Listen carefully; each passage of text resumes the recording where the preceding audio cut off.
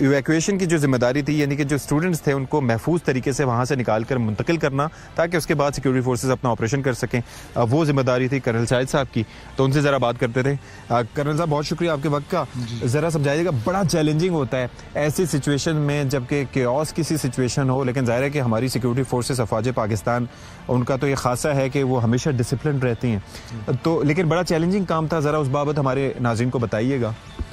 देखिए जी, उनका मकसद भी ये था कि वो एक सॉफ्ट टारगेट यानी इन बच्चों तक पहुंच जाएं और उसके बाद वो एक डेविस्टेशन क्रिएट कर सकते थे। और ये अच्छी बात थी कि हमारी जो पहला जो रिएक्शन था उसमें हमने उनको महसूर कर लिया था और उनको फोर्स कर लिया था कि वो एकेडमिक ब्लॉक में जो कि क्लासेस है, जो कि उस टाइम मगरिब के टाइम कोई वहाँ नहीं था, और सारी एक्टिविटी बच्चों की अपने हाउसेज में जो इनकी एकोमोडेशन है, तो जब उनको वहाँ पे एक दफ़ा हमने पिन कर दिया, तो जैसा कि आपको कर्नल ताहिर ने भी बताया कि उसके बाद we made it a point कि अब हम इनको यहाँ से ना निकलने देंगे, इनके ऊपर ऑब्जर्वेशन भी रखेंगे, इन पे फायर भी रखेंगे।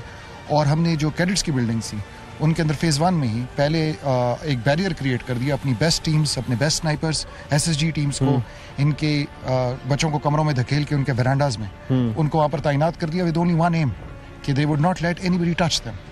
लेकिन क्योंकि they were still in harm's way, they are suicidals, तो हमने ये फैसला भी किया कि हमें इनको इवैक्यूएट करना है। और हमें ऊपर से ऑर्डर्स थे right from the GHQ, right from the army chief himself, और हमें वो प्लान करना था बहुत डेलिब्रेशन के साथ। उसके अंदर किन किन चीज़ों का, ज़ाहिर है कि इट इज़ वेरी इंपॉर्टेंट कि इंसानी जानों को बचाया जाए, और ज़ाहिर है कि एक एक बच्चा बहुत कीमती है और इसका बड़ा मुस्बत असर भी पड़ा है। लेकिन 24 घंटे लगे, उसके अंदर क्या क्या चीज़ें थी, क्योंकि यहाँ से पीछे की साइड पे फायर भी हो सकते थे। मैं पीछे की साइड पे जाके भी अपने नाज़रीन को दिखाऊंगा कि वहाँ पर क्या सिचुएशन रही, हॉस्टल्स को किस तरह से आपने सिक्योरिटी फोर्सेस को डिप्लॉय करके महफूज बनाया। लेकिन ये भी आपने महलूज़े खातिर रखा होगा कि ये ना हो कि हम निकाल रहे हो तो फायर हो जाएगी। ये बातें ये सारी बातों पे एक बड़ी कोलैबोरेटेड एफर्ट थी हमारी सारी टीम्स की आपस में, और इसके ऊपर डेलिबरेट प्लानिंग थी ही इस बात की कि क्योंकि जो बिल्डिंग थी जिसमें वो लोगों को महसूर किया गया था वो एक सेंट्रल बिल्डिंग थी और उसके गिर्द ये सारे हाउसेस थे, तो पहले तो हमारा अंदेशा ये था कि किसी तरफ भी घुस सकते थे। एग्जैक्टली। तो we had to stop them, जिस तरह मैंने आपको बताया, अपनी बेस्ट टीम्स लगाकर, बेस्ट स्नाइपर्स लगाकर। दूसरा, इंटरफेयर ना करें वो हमारी इवैक्यूएशन के साथ, तो इसके लिए हमने डे लाइट का टाइम डेलिबरेटली चूज किया कि हम सुबह तक होने दें, ताकि वो किसी अंधेरे की आड़, किसी इस तरीके से छुप छुपाते कहीं ना पहुंच पाएं। तो हम लोग हर इंच को ऑब्जर्व करना चाहते थे, तभी हमने इवैक्यूएशन शुरू की सुबह के टाइम।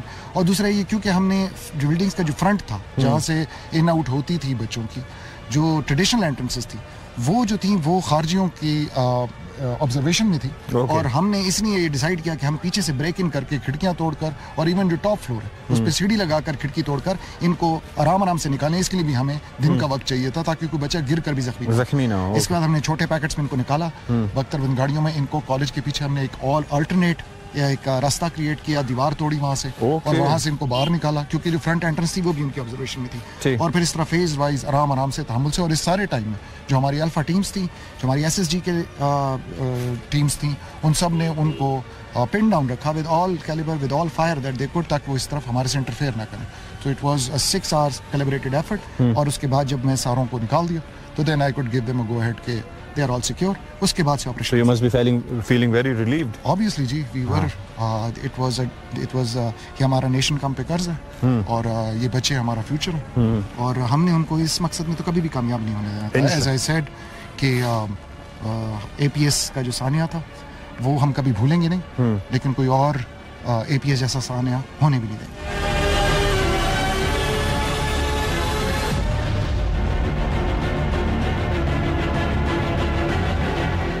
इस वक्त कैडेट कॉलेज में ये जो कमरा है जो इस वक्त तबाही का शिकार है, ये प्रिंसिपल्स ऑफिस है। मेरे साथ मौजूद हैं कर्नल उस्मान साहब जो कि प्रिंसिपल हैं, और ये मेरे अकब में जो बोर्ड है, अगर कैमरा में दिखा सकें तो यहाँ पर सबसे आखिर में जो नाम लिखा हुआ है कर्नल मोहम्मद उस्मान साहब का लिखा हुआ है, जो कि 4 अक्टूबर 2024 से उन्होंने अपनी जिम्मेदारियाँ संभाली थी। So it's almost been a year sir. जी बिल्कुल, इट्स बीन अ ईयर, 1 साल हो गया मुझे इधर एज अ प्रिंसिपल, और इस 1 साल में 10 नवंबर तक बहुत अच्छा खुशगवार टाइम गुजरा, और 10 नवंबर के बाद कोई 18-19 घंटे बहुत मुश्किल थे, लेकिन वो भी अल्हम्दुलिल्लाह एवरीथिंग टर्न्ड अपसाइड डाउन। ये आई मीन लाइक, लेकिन अल्लाह का शुक्र है कि जाने नुकसान, शुक्र है कि उस 18-19 घंटे की मुश्किल के बाद अल्हम्दुलिल्लाह सब कुछ बिल्कुल खैरियत से है, कोई मसला नहीं। कर्नल साहब, मैं एक चीज़ ये कहता हूँ कि जो प्रिंसिपल्स होते हैं, इवन ये कि when I meet my teachers, तो उनके लिए जो स्टूडेंट्स होते हैं वो उनके बच्चों की तरह होते हैं। और आई फेल्ट कि you are a very emotional person है सर। आप मतलब ये कि you are an army man, और वो एक अलग तरबियत अपनी जगह है, लेकिन साथ ही साथ बच्चों के साथ ताल्लुक, और खुदा का शुक्र, इस बात पे खुदा का शुक्र अदा करना कि नुकसान नहीं हुआ। So how do you feel about it? देखें, इमोशनल तो होते हैं क्योंकि ये जो बच्चे हैं ये हमारा मुस्तकबिल है, True. हमारी कौम का सरमाया है। और एक नॉर्मल स्कूल और कॉलेज के अंदर भी इमोशंस होते हैं बच्चों के साथ, लेकिन ये तो कैडेट कॉलेज है जहाँ पे पेरेंट्स ने उन बच्चों को हमारी जिम्मेदारी में भेजा था, और इनके साथ सुबह दोपहर शाम उठ बैठ के ये बच्चे बिल्कुल हमारे अपने बच्चों की तरह हमें प्यारे होते हैं, तो वो इमोशंस तो आते हैं। लेकिन मैं अल्हम्दुलिल्लाह शुक्र अदा करता हूँ खुदा का कि इतने बुरे वक्त को गुजारने के बाद भी आज भी मेरे बच्चे बिल्कुल ठीक है। मेरे बच्चे आज भी मुस्कुरा रहे हैं, और मेरे बच्चे आज भी उतना ही पुरअज़म है अपनी तालीम और तरबियत को इसी कॉलेज से जारी रखने के जितना 10 नवंबर से पहले थे।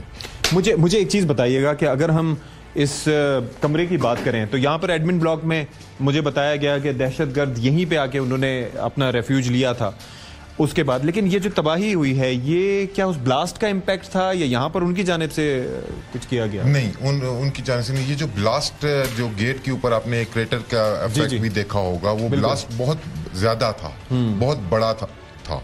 उसकी शॉक वेव थी, उस शॉक वेव से ये सारा आपको जो स्ट्रक्चर डैमेज हुआ नजर आ रहा है। स्पेशली इस बिल्डिंग में, this is the admin block, और इसके पीछे ये जो दो बिल्डिंग्स और है, एक लेफ्ट साइड पे है, एक इधर राइट साइड पे है, ये दोनों बिल्डिंग्स एकेडमिक ब्लॉक है, इनके ऊपर सबसे ज्यादा शॉक इफेक्ट आया, और ये उसकी वजह से ये सारी डिस्ट्रक्शन हुई।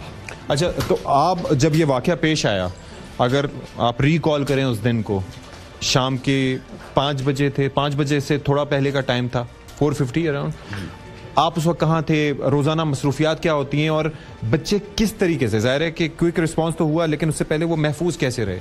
देखिए, जिस टाइम पे ये इंसिडेंट हुआ ना, उस टाइम के ऊपर बच्चे जो थे वो ड्रिल स्क्वायर में थे। उस टाइम पे बच्चों की शाम की एक्टिविटी, ड्रिल स्क्वायर, और ड्रिल स्क्वायर जो है इस बिल्डिंग के बिल्कुल पिछली साइड के ऊपर मौजूद है।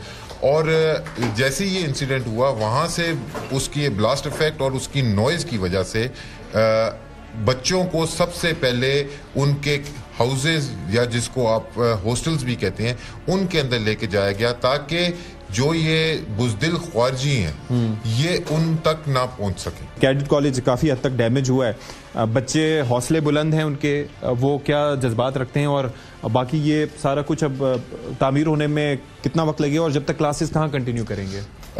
बच्चों का तो हौसला बुलंद है। आप देख रहे होंगे कि बच्चे आज भी मौजूद हैं। जैसे कि मैंने पहले कहा कि ना कॉलेज बंद हुआ था, ना आज बंद है, ना आइंदा बंद होगा। ठीक है। और तामीर और उसकी जो आपने बात की, तो ये तो मेरा कॉलेज का मोटो ही काफ़ी है इस काम के लिए, जो कि कहता है कि वी कैन वी विल।